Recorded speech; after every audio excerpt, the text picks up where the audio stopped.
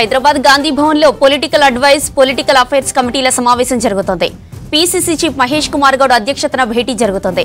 CM Revanth Reddy, AICC incharge Meenakshi Natarajan, deputy CM Bhatti, మంత్రులు ఉత్తమ్, వివేక్ వెంకటస్వామి, శ్రీధర్ బాబు, దామోదర, మంత్రి సీతక్క, తుమ్మల, జూపల్లి, పొంగులేటి, పొన్నం సమావేశంలో పాల్గొన్నారు. నామినేటెడ్ పోస్టులు, స్థానిక సంస్థల ఎన్నికలు, జూబ్లీహిల్స్ బైపోల్, యూరియా అంశంపై వామపక్షాల విమర్శలతో పాటు పలు అంశాలపై మీటింగ్ లో ప్రధానంగా చర్చిస్తున్నట్టు తెలుస్తోంది. రైట్, ఇక మీటింగ్ కు సంబంధించిన మరిన్ని డీటెయిల్స్ షరీఫ్ లైవ్ లో అందిస్తారు. షరీఫ్, మీటింగ్ లో ఏ అంశాలపై చర్చించారు, అప్డేట్స్ ఏంటి? గాంధీ భవన్ లో political advice committee, political affairs committee రెండు కీలక సమావేశాలు ప్రారంభమయ్యాయి. కొద్దిసేపటి క్రితమే సీఎం రేవంత్ రెడ్డి హాజరయ్యారు. సీఎం రేవంత్ రెడ్డి కంటే ముందు అధ్యక్షత వహిస్తున్నటువంటి ఏఐసీసీ తెలంగాణ ఇన్ఛార్జ్ మీనాక్షి నటరాజన్, అదేవిధంగా పీసీసీ చీఫ్ మహేష్ గౌడ్ అంతా కూడా చేరుకున్నారు. ఇక మంత్రులు వివేక్ వెంకటస్వామి, అదేవిధంగా పొంగులేటి, డిప్యూటీ సీఎం భట్టి విక్రమార్క, జూపల్లి, కొండా సురేఖ, సీతక్క, ఈ పీఐసీలో ఉన్నటువంటి సభ్యులు ఎవరైతే 25 మంది ఉన్నారో ఎక్స్ అఫీషియల్ మెంబర్స్ ముగ్గురు కలుపుకొని వాళ్ళంతా కూడా హాజరైనను. చాలా కీలకంగా ఈ సమావేశాన్ని అయితే భావిస్తోంది పార్టీ. ఈ సమావేశానికంటే ముందే మనం చూసినాం, ఉదయం 11 గంటల నుంచి దాదాపు 3.5 గంటల పాటు సీఎం నివాసంలో భేటీ జరిగింది. ఆ భేటీలో భాగంగా మంత్రి Sridhar Babu, PCC chief Mahesh Goud, AICC incharge Meenakshi Natarajan, Uttam Kumar, అదేవిధంగా ప్రభుత్వ సలహాదారు వేం నరేందర్ రెడ్డి పీఎస్సీలో చర్చించాల్సినటువంటి అంశాలపైన సీఎం రేవంత్ రెడ్డితో ముందుగా మాట్లాడారు. అక్కడ కొన్ని నిర్ణయాలు తీసుకున్నారు. ఆ నిర్ణయాలకు సంబంధించి మళ్ళీ పీఏసీలో పొలిటికల్ అడ్వైస్ కమిటీలో మళ్ళొకసారి ఆ నిర్ణయాలను చెప్పి దానిపైన మెజార్టీ నేతల అభిప్రాయాన్ని తీసుకోవాలని చెప్పి ఇప్పటికే పార్టీ భావిస్తోంది. పార్టీ పెద్దలు అవే అంశాలను భావిస్తున్నటువంటి పరిస్థితి. మరోవైపు ఇప్పటికే ఎమ్మెల్యేలకు సంబంధించిన అంశంపైన అసెంబ్లీ వ్యవహారాల మంత్రిగా ఉన్నటువంటి మంత్రి శ్రీధర్ బాబు దగ్గర నుంచి పూర్తి వివరాలు కూడా సీఎం రేవంత్ రెడ్డి ఉదయం జరిగినటువంటి భేటీలో భాగంగా వివరాలు తీసుకున్నట్లు కూడా తెలుస్తోంది. ఎట్లా ముందుకు పోవాలి, ఇప్పటికే సుప్రీంకోర్టు స్పష్టమైనటువంటి ఆర్డర్స్ కూడా ఉన్నాయి. స్పీకర్ త్వరితగతిన నిర్ణయం తీసుకోవాలనేటువంటి మధ్యంతర ఉత్తర్వులు కూడా ఉన్నాయి. కాబట్టి వాటిలో భాగంగానే ఏ రకంగా ముందుకు పోవాలి, వాటికి సంబంధించినటువంటి లీగల్ బ్యాటిల్ ఎట్లా ఉండబోతుంది అనేటువంటి అంశంపైన శ్రీధర్ బాబుతో చర్చ చేసినట్లు, ఆ అంశాన్ని మళ్ళొకసారి ఈ సమావేశంలో గాంధీ భవన్లో ప్రస్తుతం జరుగుతున్నటువంటి సమావేశంలో మళ్ళొకసారి నిర్ణయం తీసుకునేటువంటి అవకాశం కనిపిస్తోంది. ఇక నామినేటెడ్ పోస్టులకు సంబంధించి మొదటి నుంచి కూడా చాలామంది ఆశావాహులు వెయిట్ చేస్తూ వస్తున్నారు. ఇప్పటికీ 20 నెలలు కావస్తోంది. ఇప్పటివరకు కూడా నామినేటెడ్ పదవులన్నీ కూడా పూర్తి స్థాయిలో ఫుల్ఫిల్ చేయలేదనేటువంటి అపవాద పార్టీ పైన ఉంది. కాబట్టి ఆ పార్టీకి సంబంధించినటువంటి నామినేటెడ్ పోస్టుల్లో కార్పొరేషన్ చైర్మన్ పోస్టులు ఏవైతే ఉన్నాయో ఆ కార్పొరేషన్ చైర్మన్ పోస్టులు కాకుండా ఈ వినాయక చవితి నిమజ్జనానికంటే ముందే, అంటే ఒక వారం లోపు వాటిని భర్తీ చేయాలి. ఆ డైరెక్టర్స్ ఏవైతే ఉన్నాయో, మార్కెట్ కమిటీ డైరెక్టర్స్ ఏవైతే ఉన్నాయో ఆ పోస్టులను త్వరితగతిన ఫిల్ చేయాలి. ఫిల్ చేస్తే స్థానిక సంస్థల ఎన్నికలు సమీపిస్తున్నాయి కాబట్టి ఎంతగానో పార్టీకి దోహదం పడేలాగా ఉంటుందని చెప్పి ఒక అభిప్రాయానికి వచ్చినట్టు పార్టీ పెద్దలు ఈ మేరకు సీఎం రేవంత్ రెడ్డికి చెప్పినట్టుగా కూడా తెలుస్తోంది. ఆ అంశాలపైన కూడా ఈ పీఎస్సీ సమావేశంలో చర్చకు వచ్చేటువంటి అవకాశం కనిపిస్తోంది. మొత్తం 7 ప్రధాన ఎజెండాలను పార్టీ పీఎస్సీ సమావేశంలో ఈ 2 పొలిటికల్ అఫైర్స్ కమిటీకి సంబంధించినటువంటి ఈ 7 ఎజెండాలపైనే ఈ సమావేశం ఉండనుందనేది ఒక ఇండికేషన్ కూడా పార్టీ తరఫు నుంచి వచ్చింది. దాంట్లో భాగంగానే స్థానిక సంస్థలకు సంబంధించినటువంటి ఎన్నికల నిర్వహణపైన హైకోర్టు న్యాయస్థానం, తెలంగాణ హైకోర్టు కూడా డైరెక్షన్స్ ఉన్నాయి. పలానా డేట్ లోపు, సెప్టెంబర్ లోపు నిర్వహణ అనేది కంప్లీట్ చేయాలనేటువంటి డేట్ లైన్లు కూడా ఉన్నాయి. కాబట్టి వాటికి సంబంధించి ఏ నిర్ణయం తీసుకోవాలనేటువంటి అంశంపైన నేతల అభిప్రాయాలను తీసుకునేటువంటి అవకాశం కనిపిస్తోంది. ఇప్పటికే బీసీలకు సంబంధించినటువంటి 42% రిజర్వేషన్ల అంశం కేంద్రం దగ్గర పెండింగ్ ఉంది. ఇక్కడ తెలంగాణ గవర్నర్ దగ్గర కూడా ఆర్డినెన్స్ పార్టీకి సంబంధించి, కాంగ్రెస్ ప్రభుత్వానికి సంబంధించి ఆర్డినెన్స్ పెండింగ్లో ఉంది. వీటిపైన ఇప్పటివరకు ఎలాంటి నిర్ణయాన్ని కూడా కేంద్రం కావచ్చు, తెలంగాణ రాష్ట్ర గవర్నర్ కూడా ఇప్పటివరకు చెప్పలేరు. మరి దీనిపైన ఎట్లా ముందుకు పోవాలి? ఆల్రెడీ జంతర్ మంతర్ దగ్గర అంత పెద్ద మహాధర్నా చేశాము, వేరే రాష్ట్రాల ఎంపీల మద్దతును కూడా కూడగట్టుకున్నాం. కానీ ఇప్పటివరకు రిప్లైగా ఏ రకమైనటువంటి సమాధానం కూడా కేంద్ర ప్రభుత్వం నుంచి రాలేదు. మరి ఏ రకంగా ముందుకు పోవాలనేటువంటి అంశంపైన పీఎస్సీలో చర్చ చేసేటువంటి అవకాశం కనిపిస్తోంది.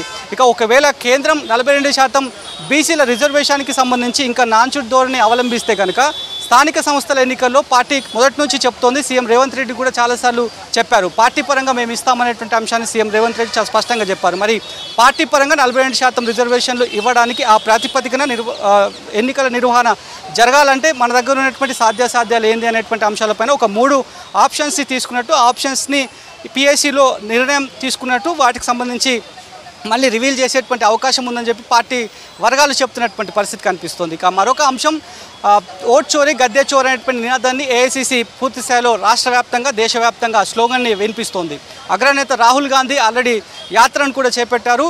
కేంద్రం వైఖరిని ఓట్ల చోరీ వ్యవహారంలో కేంద్రం వైఖరిని ఎండగట్టాలని చెప్పి రాహుల్ గాంధీ స్పష్టమైనటువంటి ఆదేశాలు కూడా ఆయా రాష్ట్రాలకు ఇచ్చినటువంటి పరిస్థితి ఉంది. ఏఐసిసికి సంబంధించి ఆ అంశాన్ని ఎట్లా ముందుకు పోవాలి, ఆల్రెడీ స్థానిక సంస్థల ఎన్నికలు వస్తున్నాయి, బై ఎలక్షన్స్ కూడా ఉన్నాయి కాబట్టి అలాంటి సందర్భంలో కేంద్రం వైఖరిని ఓట్ల చోరీకి సంబంధించి ఎట్లా ముందుకు తీసుకోవాలనేటువంటి అంశం పైన. ఇక మరొకటి రాష్ట్ర ప్రభుత్వం కాంగ్రెస్ ప్రభుత్వం వచ్చిన తర్వాత ఏవైతే సంక్షేమ పథకాలు అందుతున్నాయో ఆ సంక్షేమ పథకాలకు సంబంధించినటువంటి అంశం పైన జనాల మూడ్ ఎట్లా ఉంది, జనాల నాడి ఎట్లా ఉంది అనేటువంటి అంశం పైన ఇంకా ఎట్లా ముందుకు పోవాలి, పార్టీ తరఫున కాంట్రిబ్యూషన్ ప్రభుత్వానికి ఏం కావాలి, ప్రభుత్వం నుంచి కాంట్రిబ్యూషన్ పార్టీకి ఏం కావాలనేటువంటి అంశం పైన పిఎస్సిలో పార్టీ పెద్దలంతా కూడా చర్చ చేసేటువంటి అవకాశం కనిపిస్తోంది. ఇంకా మరొక అంశం యూరియాకి సంబంధించి ఇప్పటికే యూరియా పైన తామే గెలిచామనేటువంటి అంశాన్ని క్లైమ్ చేస్తోంది కాంగ్రెస్ పార్టీ. కాంగ్రెస్ నేతలు, కాంగ్రెస్ ఎంపీలు కూడా అదే చెప్తున్నారు. పార్లమెంట్ దగ్గర తమ గళాన్ని వినిపించినందుకే కేంద్రం తాత్కాలికంగా కొంత మేర యూరియాని తెలంగాణ రాష్ట్రానికి కేటాయిస్తూ ఆ కేంద్రం ఒక ఉత్తర్వులు జారీ చేసింది. సో దానికి సంబంధించిన అంశం పైన ఆ అంశాన్ని యూరియా అంశాన్ని అడ్డుపెట్టుకొని రెండు పార్టీలు కూడా ఇక్కడ రాష్ట్రంలో బీఆర్ఎస్ అదేవిధంగా కేంద్రంలో బీజేపీ యూరియా అడ్డుపెట్టుకొని ఎరువులను అడ్డుపెట్టుకొని ఈ రకంగా బద్నాం చేసే ప్రయత్నాలు చేస్తున్నారు. కాబట్టి వీటిని ఎట్లా స్థానిక సంస్థల ఎన్నికల్లో ఎట్లా అస్త్రంగా వాడుకోవాలనేటువంటి అంశం పైన, యూరియాకి సంబంధించిన అంశం పైన కూడా చాలా క్లారిటీగా ఉండాలనేటువంటి అంశం పైన కూడా పిఎస్సిలో చర్చ చేయాల్సినటువంటి అవసరం ఉందని చెప్పి ఇప్పటికే పార్టీ పెద్దలు భావిస్తున్నారు. ఇక మరొక అంశం జూబ్లీహిల్స్ బై ఎలక్షన్కి సంబంధించి ఖచ్చితంగా తామే గెలుచుకోవాలనేటువంటి అంశం పైన ప్రతి ఒక్కరి అభిప్రాయ సేకరణ చేయాలి, ఎట్లా గెలవాలంటే ఏ రకమైనటువంటి వ్యూహ ప్రతివ్యూహాలు చేయాలనేటువంటి విషయాలపైన కూడా దిశానిర్దేశం పార్టీ పెద్దలు చేసేటువంటి అవకాశం కనిపిస్తుంది. మరొక అంశం జనహిత పాదయాత్రకు సంబంధించి పిసిసి చీఫ్ మహేష్ కుమార్ గౌడ్ అదేవిధంగా ఏఐసిసి ఇన్ఛార్జ్ మీనాక్షి నటరాజన్ ఇద్దరు కలుపుకొని పూర్తి స్థాయిలో మొదటి విడత పాదయాత్రను సక్సెస్ చేశారు. అక్కడ వచ్చినటువంటి ఫిర్యాదులను కావచ్చు, అక్కడ వచ్చినటువంటి సమస్యలు, జనాలు ఎదుర్కొంటున్నటువంటి సమస్యలు, ప్రభుత్వానికి అక్కడి జనాలు ఇచ్చేటువంటి సలహాలు సూచనలన్నీ కూడా ఇప్పటివరకు ఇచ్చారు. వాటికి సంబంధించే మొన్నటి దఫా భేటీలో పిసిసి చీఫ్తో పాటు ఏఐసిసి ఇన్ఛార్జ్ మీనాక్షి నటరాజన్ కూడా జనహిత పాదయాత్ర కంప్లీట్ చేసుకొని మొదటి విడత సీఎంతో భేటీ అయ్యారు. మళ్ళీ సెకండ్ విడత జనహిత పాదయాత్ర రేపటి నుంచి షురూ కాబోతోంది. వాటికి సంబంధించి ఏ రకంగా ముందుకు పోవాలి, యాక్షన్ ప్లాన్ ఎట్లా ఉండనుంది అనేటువంటి విషయాలపైన చాలా అంశాలపైన మాత్రం ఈ పిఎస్సి సమావేశం ద్వారా పిఎస్సి సమావేశంలో క్లారిటీ రానుంది అనేటువంటి ఒక విషయాన్ని అయితే పార్టీ వర్గాలు చాలా స్పష్టంగా కూడా చెప్తున్నారు. మరోవైపు ఈ రకమైనటువంటి పిఎస్సి సమావేశాలు జరగడం ఎంతో ఉపయోగకరంగా ఉంటాయి. ఎందుకంటే లోకల్ బాడీస్ ఎలక్షన్స్ కూడా సమీపిస్తున్నాయి, బై ఎలక్షన్స్ కూడా ఉండనుంటాయి. ఇక మరొకటి నామినేటెడ్ పదవులకు సంబంధించి కూడా వేయబోతున్నాము, వారం లోపు రిలీజ్ చేయబోతున్నాము కొన్ని అని చెప్పి పార్టీ పెద్దలు చెప్తున్నారు. కాబట్టి ఇలాంటి సందర్భంలో ఎంతగానో ఈ రకమైనటువంటి సమావేశాలు పార్టీకి దోహదపడతాయి, పార్టీ సంస్థాగత నిర్మాణానికి ఎంతగానో యూస్ఫుల్ ఉంటుంది ఈ రకమైనటువంటి హెల్తీ డిబేట్స్ అని చెప్పి పార్టీ వర్గాలు అయితే చెప్తున్నాయి. Right Sharif, thank you. Ramagundam fertiliser సంస్థ నుంచి రాష్ట్రానికి 62,473 మెట్రిక్ టన్నుల యూరియా రావాల్సి ఉందన్నారు మంత్రి తుమ్మల. యూరియా సప్లై ఆలస్యంతో రాష్ట్రంలో రైతులు ఇబ్బంది పడుతున్నట్లు చెప్పారు. సెక్రటేరియట్లో RFCL CEO Alok Singhal, NFCL sales మేనేజర్తో మంత్రి తుమ్మల భేటీ అయ్యారు. రాష్ట్రంలో పంటలపై ప్రతికూల ప్రభావం పడకముందే త్వరగా కోటాను రిలీజ్ చేయాలని మంత్రి కోరారు. పెండింగ్లో ఉన్న యూరియా కోటాలో 50% ఈ వారంలోనే వచ్చేలా చూడాలని ఆర్ఎఫ్సీఎల్, ఎన్ఎఫ్సీఎల్ ఉన్నతాధికారులకు రిక్వెస్ట్ చేశారు. వీలైనంత త్వరగా యూరియా సప్లై చేస్తామని మంత్రికి హామీ ఇచ్చారు రామగుండం ఫర్టిలైజర్ సంస్థ సీఈఓ.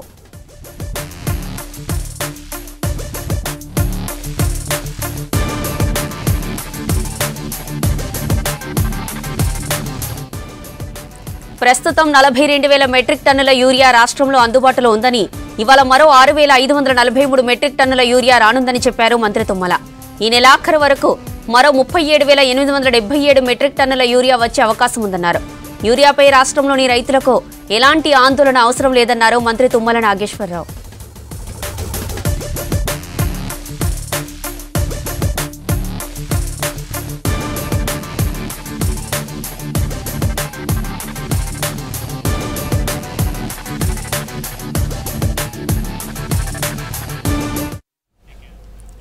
సూర్యాపేట జిల్లా కోదాడ మండలం తొగర్రాయి గ్రామంలో రైతులు ఆందోళనకు దిగారు.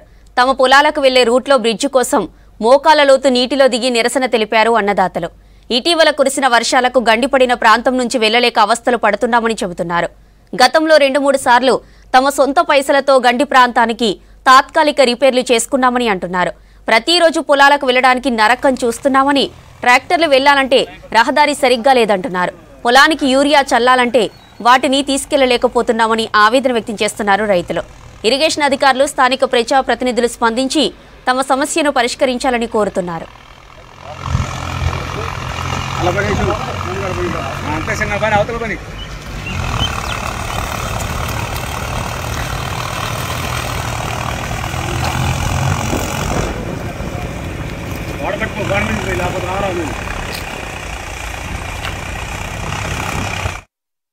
మేము మొరగొట్టుకున్నా కూడా పోయిన సంవత్సరం పెద్ద వర్షాలు వచ్చినప్పుడు కూడా మేము ఎన్ఎస్పీ ఏఈ గారికి వాళ్ళకి కూడా తెలియజేసినా కూడా చూసిపోయారు, కానీ మాకు సంబంధం లేదండి, వెళ్ళిపోయారు వాళ్ళు.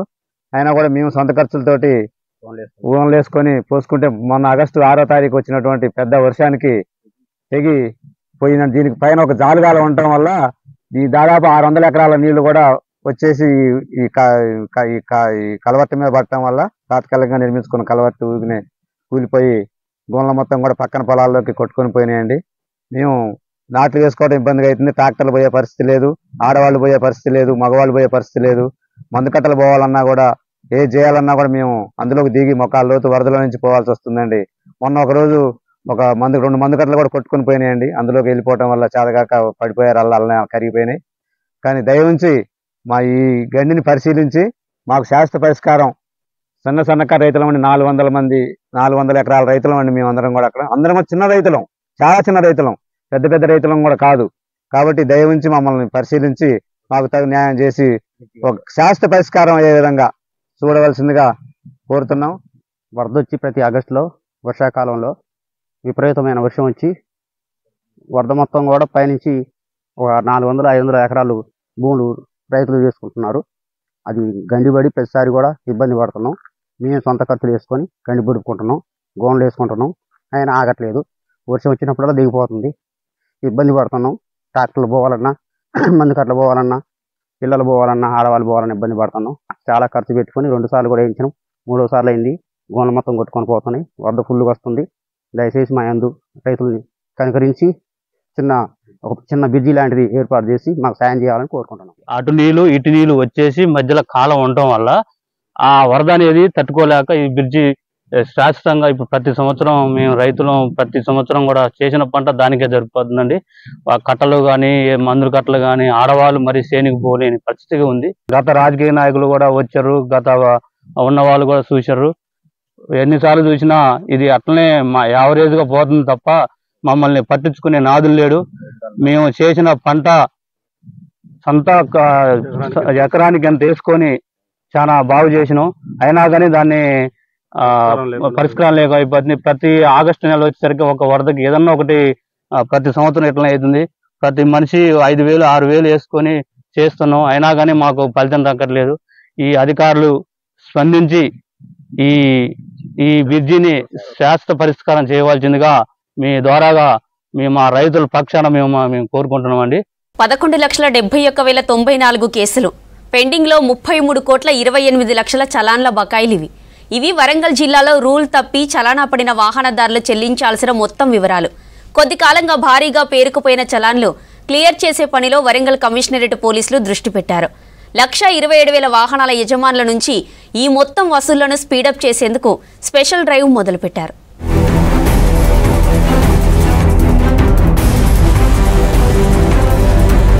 వరంగల్ పోలీస్ కమిషనరేట్ పరిధిలో రోజురోజుకి పెరిగిపోతున్న వాహనాల సంఖ్యతో పాటు వాహనదారులు ట్రాఫిక్ నిబంధనలు అతిక్రమిస్తున్నారు. ఇలా ట్రాఫిక్ నిబంధనలు పాటించకుండా వాహనాలను నడపడం ద్వారా ఎక్కువ శాతం రోడ్డు ప్రమాదాలు జరుగుతున్నాయి.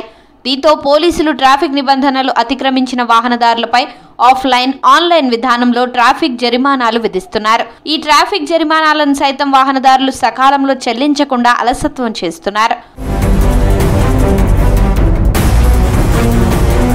వరంగల్ పోలీస్ కమిషనరేట్ పరిధిలో మొత్తం 1,27,194 వాహనాలపై 11,71,094 చలాన్లు పెండింగ్ లో ఉన్నాయి. 33,28,00,000 రూపాయలు బకాయిలను వాహనదారులు చెల్లించాల్సి ఉంది. వీటిలో వరంగల్ ట్రాఫిక్ పరిధిలో 3,35,450 చలాన్లు, కాజీపేట ట్రాఫిక్ పరిధిలో 3,60,423, హన్మకొండ ట్రాఫిక్ పరిధిలో 2,73,770 చలాన్లు పెండింగ్ లో ఉన్నాయి. మిగతా వరంగల్ పోలీస్ కమిషనరేట్ పరిధిలో జనగామ రూరల్ ప్రాంతంలో 2,14,50 చలాన్లు పెండింగ్ లో ఉన్నాయి. చలాన్స్ చాలా పెరిగిపోతున్నాయి. దాదాపుగా 2013 నుంచి ఇప్పటివరకు 16,77,990 వెహికల్స్ ఫైన్ పడి ఆ వెహికల్స్ రెండు పోతున్నాయి. వాళ్ళు ఫైన్ చెల్లించట్లేదు. దీని యొక్క వాల్యూ వచ్చేసి అప్రాక్సిమేట్ 46 crores పై చిలుకుంది. దీని గురించి మేము రికార్డులో స్టేట్మెంట్ చూసుకుంటే మనము పర్సెంటేజ్ చాలా తక్కువ రికార్డు ఉన్నది. అదేవిధంగా కేసెస్ మాత్రం రిపీటెడ్గా పెరుగుతాం. పెండింగ్ లో ఉన్న వాహనాలపై ఫైన్ల బకాయిలను క్లియర్ చేయాలని ట్రాఫిక్ పోలీసులతో పాటు వివిధ పోలీస్ స్టేషన్ల పరిధిలోనూ స్పెషల్ డ్రైవ్లు పెడుతున్నారు అధికారులు. జరిమానాలు చెల్లించని వాహనాలకు సంబంధించిన పూర్తి వివరాలు పోలీస్ కంప్యూటర్ డేటాబేస్ లో నమోదు చేస్తున్నారు. ట్రాఫిక్ చలాన్లను క్లియర్ చేసేందుకు వరంగల్ పోలీస్ కమిషనరేట్ పరిధిలో ప్రత్యేక తనిఖీలు నిర్వహిస్తున్నారు. కెమెరాస్ చూస్తూ ఉన్నాయి. అదేవిధంగా మనం రెగ్యులర్ చెకప్ చేస్తున్నాం. ఇంతకుముందు ఓన్లీ ట్రాఫిక్ కూడా చేసేది. అట్లా కాకుండా సివిఆర్ ఆదేశాలు కొత్త కానిస్టేబుల్ వరంగల్, జనగామ, నర్సంపేట, పట్కాల ఈ తదితర ప్రమాదాలు మారుమూల పోలీసులు కూడా చెకింగ్ జరుగుతుంది. కాబట్టి అందరూ ప్రత్యేకంగా గుర్తుపెట్టుకొచ్చిందంటే వెహికల్ మీద చలాన్ అంతా ఏ సమయంలో పట్టుకోవచ్చు.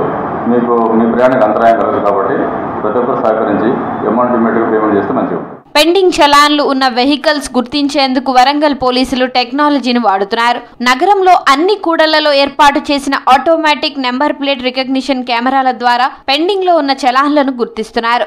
ఈ సమాచారాన్ని వాహనదారుడు ప్రయాణించే మార్గంలోని పోలీస్ ట్యాబ్లకు వెళ్లేలా అనుసంధానం చేశారు. దీంతో పోలీసులు ఆ వాహనాలను రోడ్డుపై నిలిపివేసి జరిమానాలు క్లియర్ చేస్తున్నారు. చలాన్లు క్లియర్ చేయకుంటే వాహనాలను సీజ్ చేస్తున్నారు.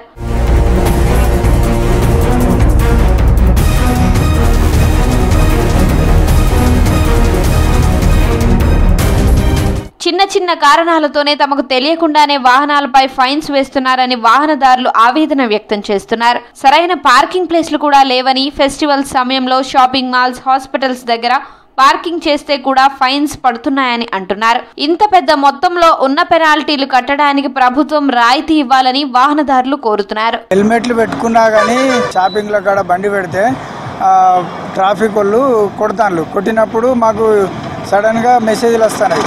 మేము ఎక్కడైనా బండి పట్టుకున్నారనుకో అప్పుడు మాకు డబ్బులు కట్టండి పంపిస్తలేరు.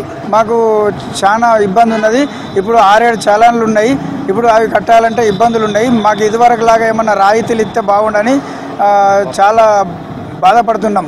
మాకు ఇబ్బందులు ఉన్నాయి. మేము ఎట్లా కట్టుకోవాలి? వాహనాలపై ఉన్న ట్రాఫిక్ జరిమానాలను వెంటనే చెల్లించాలని పోలీస్ అధికారులు సూచిస్తున్నారు. గతంలో ఇచ్చినట్లుగా చలాన్లు క్లియరెన్స్ కోసం రాయితీ ఇచ్చే అవకాశం లేదని, ఎప్పటికైనా ఫైన్స్ క్లియర్ చేసుకోవాల్సిందేనని అంటున్నారు. వెహికల్ సీజ్ అయ్యే పరిస్థితి తెచ్చుకోవద్దని, ట్రాఫిక్ రూల్స్ ఖచ్చితంగా పాటిస్తే చలాన్లు కట్టే అవకాశం ఉండదని సూచిస్తున్నారు. గత సర్కార్లో కొత్త జిల్లాలైతే ఏర్పాటు చేశారు, కానీ ఆఫీసుల కోసం బిల్డింగ్లు కట్టడంలో మాత్రం ఫెయిల్ అయ్యారు. దాంతో ఉద్యోగులు చాలా ఇబ్బందులు పడుతున్నారు. భద్రాద్రి జిల్లాలో చాలా ఆఫీసులది ఇదే పరిస్థితి. ముఖ్యంగా రవాణా శాఖకు పర్మనెంట్ బిల్డింగ్లు లేక నానా పాట్లు పడుతున్నారు జనం.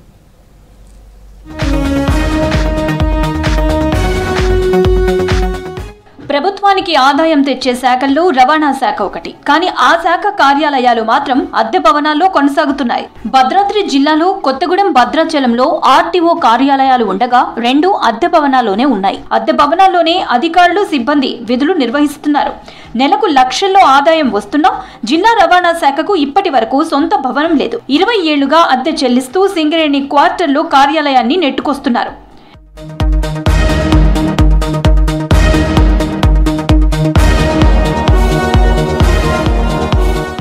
కొత్తగూడెం, భద్రాచలంతో పాటు అశ్వరావుపేటలో డ్రైవింగ్ టెస్టింగ్ సెంటర్లున్నాయి. వాహనాల fitness, registration, license, transport permission తదితర అవసరాల కోసం నిత్యం వందలాది మంది వాహనదారులు ఆర్టీఓ కార్యాలయానికి వస్తుంటారు. ఈ భవనం పాతది కావడంతో ఇబ్బందులు తప్పట్లేదు. డ్రైవింగ్ టెస్ట్ కోసం కార్యాలయానికి కిలోమీటర్ దూరం ఉన్న రామవరంలోని డ్రైవింగ్ టెస్ట్ ట్రాక్ కు వెళ్లాల్సి ఉంటుంది. కొత్తగూడెంలోని జిల్లా కార్యాలయంలో పేరు నమోదు చేసుకుని టెస్టింగ్ కోసం వెళ్లాల్సి వస్తోందని వాహనదారులు వాపోతున్నారు. 8 ఎకరాల స్థలం కేటాయించి 9 సంవత్సరాలు అవుతున్నా సరే పక్కా బిల్డింగ్ కి నిధులు మంజూరు చేయకపోవడం అత్యంత దౌర్భాగ్యం. ఇవాళ కొత్తగూడెంలో అద్దె భవనంలో DT ఆఫీస్ నిర్వహిస్తా ఉన్నారు. దీనికి ప్రతిపాదనలు జిల్లా కలెక్టర్ తక్షణమే పంపించాలి. ఇవాళ ఎటు చూసినా సరే కొత్తగూడెనికి దాదాపు 30-40 కిలోమీటర్ల దూరంలో ఉన్న లైసెన్సు ఆన్లైన్ చేసుకొని డ్రైవింగ్ టెస్ట్ కి రావాలంటే అనేక ఇబ్బందులు పడతా ఉన్నారు. జిల్లా రవాణా శాఖ కార్యాలయ భవనం డ్రైవింగ్ టెస్టింగ్ ట్రాక్ల నిర్మాణానికి 2016లో ప్రభుత్వం రామవరం CRP క్యాంపు సమీపంలో దాదాపు 8 ఎకరాల స్థలం కేటాయించింది. కానీ ఇప్పటి వరకు అక్కడ పునాది రాయి వేయలేదు. బడ్జెట్ సమస్య వల్లే ఆలస్యం అవుతోందని సంబంధిత అధికారులు చెబుతున్నారు.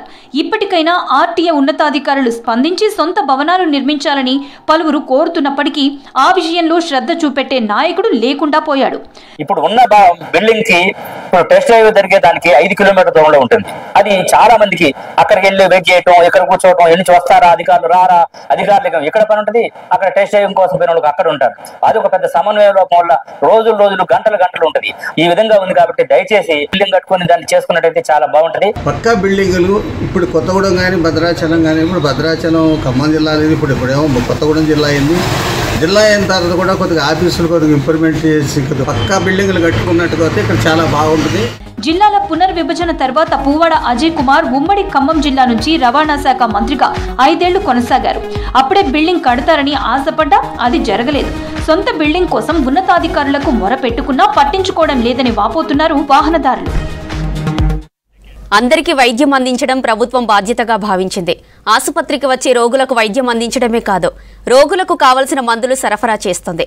ఆసుపత్రిపై అధికారుల పర్యవేక్షణ కొరవడంతో కొందరు ఫార్మాసిస్టులు మందుల కొరత సృష్టించి డాక్టర్లు రాసిన 4-5 రకాల మందులకు బదులుగా 2-3 రకాల మాత్రలు ఇస్తున్నారు. మిగిలిన మందులు బయట కొనుక్కోవాలంటున్నారు.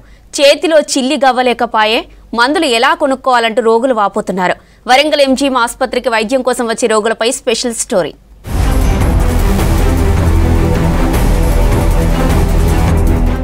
ఉత్తర తెలంగాణకు పెద్ద దిక్కుగా ఉన్న MGM ఆసుపత్రి సూపర్ స్పెషాలిటీ ఆసుపత్రిలో ప్రతి రోజుకు 2500 నుంచి 3000 మంది వరకు OP సేవలకు వస్తుంటారు.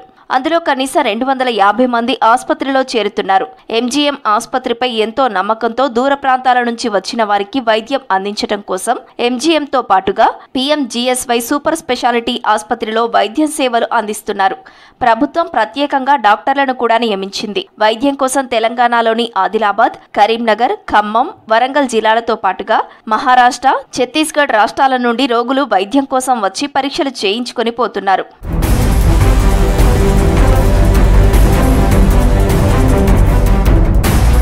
అష్ట కష్టాలు పడి వైద్యం కోసం దవాఖానాకు వచ్చి డాక్టర్కు చూపించుకున్నాక పరీక్షలు చేసిన డాక్టర్లు మందులు రాస్తున్నారు. అన్ని రోగాలకు B కాంప్లెక్స్ తో పాటుగా ఐరన్, కాల్షియంతో పాటు అజిత్రోమైసిన్, డాక్సిసైక్లిన్, డెక్సామెథాజోన్, మిథైల్ ప్రెగ్నిసోలోన్ మందులు ఇస్తున్నారు. మిగిలిన మందులు ప్రైవేటు మెడికల్ షాపుల్లో కొనుక్కోవాలని ఫార్మాసిస్టులు సలహా ఇస్తున్నారని రోగులు వాపోతున్నారు.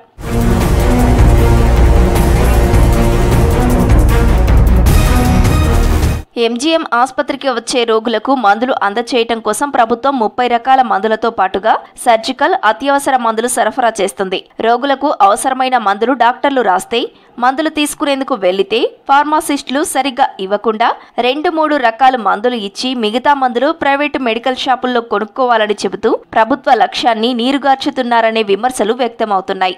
మామూలుగా అంటే గోళీలు, టాబ్లెట్లు డాక్టర్లు రాసిలనుకో వాటికి పూర్తిగా గోళీలు ఇస్తలేదు సార్. ఏదో 5 రూపాయలు 10 రూపాయలు గోళీలు ఇచ్చి మిగతా అన్ని బయటనే కాస్ట్లీ మందులన్నీ బయటనే తీసుకోవాలి. బయటికి పోతే 600-700 చెప్తారు ఆ మందుకు. మరి ఎవరిని అడగాలి, ఎవరిని మాకు అర్థం కావట్లేదు. వాళ్ళు అడిగితే మా దగ్గర లేవంటారు, మేమేం చేయాలంటారు, సారు చెప్పమంటారు. ఏవే తీసుకోవాలో అవే తీసుకోపోతారు. మళ్ళీ సారి వచ్చి అడిగినా కూడా మళ్ళీ అదే మా దగ్గర రాత్తాలో మళ్ళీ అవే గోళీ. ఇక ఆయింట్మెంట్ మన తానికులు కానీ అన్ని బయటనే, మిగతా అన్ని బయటనే. ప్రైవేట్ హాస్పిటల్ పోలేకనే కదా మీ ఇక్కడ దాకా వచ్చేది. మరి వీటికి వచ్చినా కూడా మేము మళ్ళీ బయట పోయి కొనుక్కుంటే మాకు వచ్చే లాభం. మధ్య తరగతిలో వచ్చేది హాస్పిటల్ ఫ్రీగా వస్తుందని ఈడు కూడా ఫ్రీ మళ్ళీ పోయి బయట కొనుక్కోమంటే మాకు ఏం లాభం. మేము నెలకు వస్తే నాకు పిడుసు కాలు ఫ్రాక్చర్ అయి ఉన్నాయి, 2 కాళ్ళు 30 రోజులకే ఇస్తారు. ఎందుకు ఇస్తలేరు అని అంటే అక్కడ సెకండ్ అక్కడ అమ్ముతారు, తీసుకోపోండి అంటాడు. ఆ చెట్టు కింద డబ్బులు పెట్టి తీసుకుంటాను. ఇప్పుడు 5-6 నెలలు బట్టి అక్కడ పోతే ఆయమ్మలు పంపించారు. మేము వచ్చేది లేకనే కదా, ఉంటే మేము ప్రైవేట్లో పోయి చూపెట్టుకోమా, లేకనే కదా ఇక్కడికి వచ్చే. నెల రోజులకి ఇల్లు మేడం అంటే స్టాక్ లేదంటారు. ఒక డాక్టర్ దగ్గర పోతే ఒక డాక్టర్ దగ్గర పోంటారు. ఆ వార్డ్ బాయ్లు కొప్పడతారు, సిస్టర్లు కొప్పడతారు. వాళ్ళకి డబ్బులు ఇస్తే 50 రూపాయలు ఇస్తే డాక్టర్ దగ్గర పంపిస్తాను, లేకుంటే లేదు. 50 రూపాయలు నీకు ఇచ్చినాక ఇంకో 100 రూపాయలు పెట్టండి, డాక్టర్ ప్రైవేట్లో పోలేనా? లేకనే కదా ఇక్కడికి వచ్చింది. చేతిలో చిల్లిగవ్వ లేకనే సర్కార్ ఆసుపత్రికి వస్తే డాక్టర్లు రాసిన మందులు ఇవ్వటం లేదని రోగులు ఆవేదన వ్యక్తం చేస్తున్నారు. 1-2 రకాల మందులు ఇచ్చి మిగిలినవి బయట కొనుక్కోవాలని బెదిరిస్తున్నారన్నారు. గుండెకు టెంటేషన్లు 3 సంవత్సరాలు అవుతుంది. అయితే పోయిన నెలలో కూడా 150 పెట్టి బయట కొనుక్కున్నా. ఇప్పుడు కూడా 2 రకాలు నెలకు రాసి ఇస్తారు. అయితే ఇప్పుడు కూడా మళ్ళీ 2 రకాలు బయటికి ఎంత బతులన్నీ ఇస్తలేదు. నెలకు 150 కొంటానా గోళీలు. ఇప్పుడు 3 సంవత్సరాలు అవుతాను. కరెక్ట్. ఇప్పుడు ఎవరికైనా సరే ఇవ్వట్లేదు, కాకపోతే ఎవరికైనా పూర్తి స్థాయిలో ఇస్తే బాగుంటుంది. ఇప్పుడు నాకు 8 రకాలు రాస్తున్నారు, 4 రకాలు ఇస్తున్నారు, 2 రకాలు బయట ఇస్తున్నారు, బయట కొంటాను నేను. ఎంజీఎం ఆసుపత్రి సూపర్ స్పెషాలిటీ ఆసుపత్రిలో మందుల కొరత లేదని అధికారులు చెబుతున్నారు. రోగులకు డాక్టర్లు రాసిన మందులు అన్ని ఇస్తున్నామన్నారు. ఏవైనా లేకపోతే అప్పటికప్పుడు మందులు తెప్పించి రోగులకు ఇస్తున్నామని ఫార్మాసిస్టు ఆఫీసర్ చెబుతున్నారు. ఈఎంఎల్ అనే ఒక అంటే ఎసెన్షియల్ మెడిసిన్ లిస్ట్ ప్రకారం గవర్నమెంట్ అన్ని విధాలుగా మాకు సప్లై చేస్తుంది. దానికి సంబంధించి ఇక్కడ కూడా షార్టేజ్ లేదు, అన్ని మందులు వస్తున్నాయి. ఈఎంఎల్ మన సర్జికల్ విషయంలో ఈఎస్ఎల్, ఏఎస్ఎల్ అని 2 రకాలు ఉంటాయి. వాటికి సంబంధించి కూడా ఎక్కడ కూడా కొరత లేదు. కొరత ఉన్నా అప్పటికప్పుడు మన సిఎంఎస్ ద్వారా, సెంట్రల్ మెడిసిన్స్ ద్వారా వాళ్ళ వెంటనే వాళ్ళకి ఇది వచ్చిందా లేదా అని తెలుసుకొని అవన్నీ ఇక్కడికి తెప్పించి వెంటనే రోగులకు ఇవ్వడం మా బాధ్యత కూడా. అక్కడ వాళ్ళకి దొరకట్లేదు అనే విషయం అయితే ఏమీ లేదు. అన్ని ఇప్పుడు వాళ్ళకి ఇంకా స్పెషలైజ్డ్ డ్రగ్స్ ఉంటాయి ఇక్కడ, దానికోసమే ఎక్కువ వస్తారు ఇక్కడికి. వాటికి బీపీ కోసం కానీ, లేకుంటే ఏది మన పెరాలసిస్ ట్యాబ్లెట్స్ కానీ, లేకుంటే ఈ ఎపిలెప్సీ ట్యాబ్లెట్స్ కానీ, వాటి కోసం చాలామంది ఎక్కడెక్కడ దూరం నుంచి వస్తారు. వాళ్ళకి ఖచ్చితంగా అరేంజ్ చేస్తున్నాం, ఖచ్చితంగా ఇస్తున్నాం. ఎంజీఎం ఆసుపత్రిలో మందుల కొరత లేదన్నారు MGM superintendent doctor Kishore Kumar. Super speciality ఆసుపత్రికి వచ్చే రోగులకు అక్కడే మందులు ఇవ్వగా ఎంజీఎం కు వచ్చే రోగులకు ఇక్కడే ఇవ్వాలని ఫార్మాసిస్టులకు ఆదేశించామని చెబుతున్నారు. మన ఎంజీఎం హాస్పిటల్లో మనకు డైలీ పేషెంట్స్కి ఉచిత వచ్చే పేషెంట్స్కి, ఇన్ పేషెంట్స్ కానివ్వండి, అవుట్ పేషెంట్స్ కానివ్వండి, వారికి కావాల్సిన ఉచిత మందులు వారికి మనం ఇవ్వాల్సి ఉంటుంది గవర్నమెంట్ హాస్పిటల్ కాబట్టి. సో వాటిలో మన దగ్గర ఆల్ ఎమర్జెన్సీ మెడిసిన్స్ మన దగ్గర అవైలబుల్ ఉన్నవి. ఏదన్నా లేకపోతే కూడా వారికి లోకల్గా వారికి ప్రొక్యూర్ చేసి వారికి ఇచ్చి ఇక్కడ వచ్చే పేషెంట్లు ఎవరైనా కూడా వారికి ఏ ఇబ్బందులు లేకుండా వారికి ట్రీట్మెంట్ చేయటం అనేది. ఇప్పటికైనా ఎంజీఎం, కేఎంసీలోని సూపర్ స్పెషాలిటీ ఆసుపత్రిపై ప్రజాప్రతినిధులు, వైద్య ఆరోగ్య శాఖ అధికారులు దృష్టి సారించాలి. రోగులందరికీ పూర్తి స్థాయిలో వైద్యంతో పాటుగా మందులు అందజేసేందుకు చర్యలు తీసుకోవాలని కోరుతున్నారు. ఇవి Telangana updates. Stay tune TV 6 news.